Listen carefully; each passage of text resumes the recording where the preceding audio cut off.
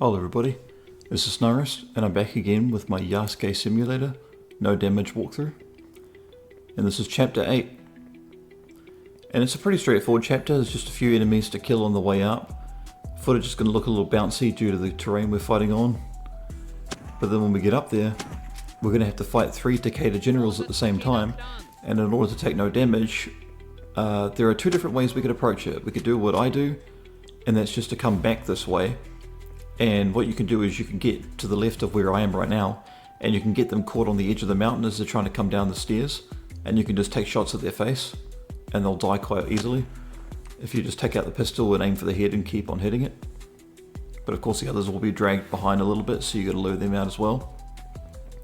Or another thing you can do is when you go into the courtyard, you just go around the boxes and you go at such a sharp angle that they get caught on it themselves, and do it that way. But because there's the occasional enemy or 2 wandering around, I'd rather not. And sometimes these Takeda generals can nick you just when you least expect it. They're pretty easy to dodge and avoid all their attacks and everything, but you never know. Thankfully their head's very big and the sniper's got virtually no recoil, so you can just hit them in the head over and over again. I'm not 100% sure if you turned around and kept on sprinting and got far enough away. I'm sure they'd just either stand there or they'd be a lot more passive and slowly come towards you, other than the occasional breaking out into a sprint like they're doing right now. Like you notice he's kind of hobbling along and then he just sprints. Yeah, I think it'd be a lot easier to deal with if that was the case, because that's what I mean before as well. Like how if you go far enough, a couple of them will get stuck on something or they'll leave you alone. But now they're going to come properly. Unfortunately they didn't get stuck on the statue, so we're still going to fight them. And then after we've killed them and all the enemies, we're just going to do some parkour and climb our way up to the top of the castle. Like, just hats off to anyone who can get the achievement for beating this whole mission in less than 3 minutes. It's kind of nuts. But I've sped up the climbing up the castle part just because it's a little tedious, it's a little funny. But strangely enough, I kind of like how rough it is, because you literally can pretty much just jump anywhere.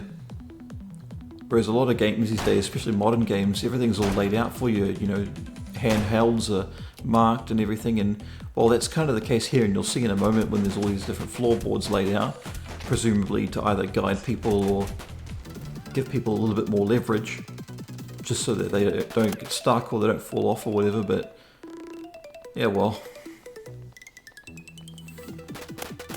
nothing really much to say more about this mission or for the rest of the game really, but you know, I wonder if the guy who made this is ever going to make another sort of game, or just wait for some other shit game to come out, or a game with a really bizarre agenda and, you know, a game to make fun of. Because this is proof that, you know, with enough passion and for a cheap price, you can make a pretty beloved game. Like I remember Asmongold was streaming this game and I tuned in for that and I saw that, and he opened up the Twitch page for people that are streaming it, and he noticed that there were a little bit more people streaming the game than they were Assassin's Creed Shadows, and that's just fucking embarrassing. Anyway, that's enough of that chapter. I'll see you in the last one.